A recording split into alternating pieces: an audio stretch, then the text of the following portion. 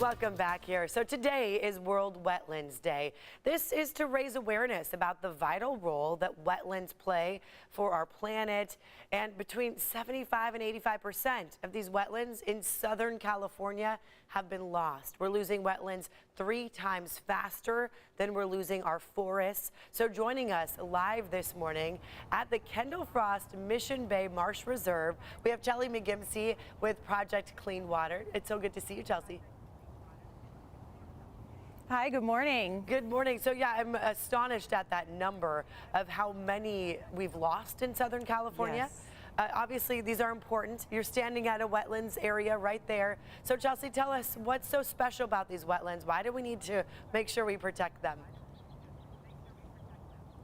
So these wetlands provide a really important service for our community. You think of them as like a filter, like you think of your water filters, like a Brita. Wetlands create a filtering system for all of the runoff that comes out of our communities, and it really purifies the water before it reaches the beautiful Mission Bay and the oceans and the rivers that we like to play in and fish in and swim in. So, you know, it's taking a lot of that urban drool, as we call it, and it's purifying it so that we have clean water that is safe for us to play in.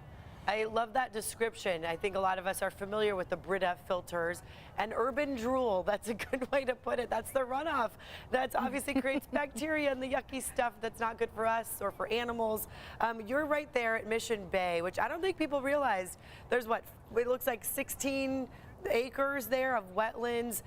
If our photographer can kind of pan around and show us, describe what's so unique about that area and what can you see out there?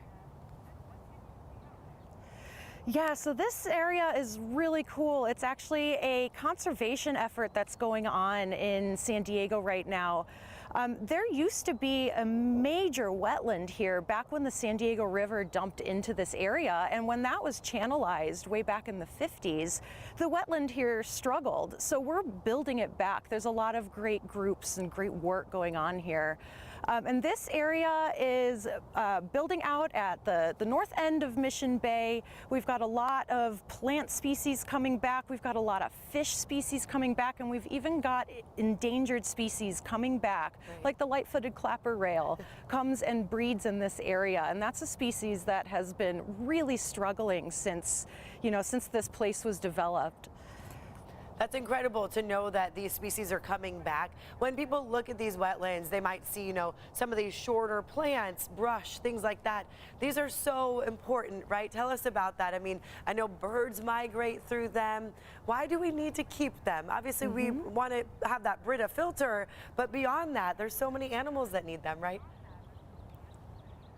You're right. And that's even important for us. So when all of these plants are growing and they're digging their roots down into the soil, they're doing carbon sequestration. So it's actually a really important way for us to pull carbon out of our atmosphere and slow down global warming. Wetlands are fantastic for that.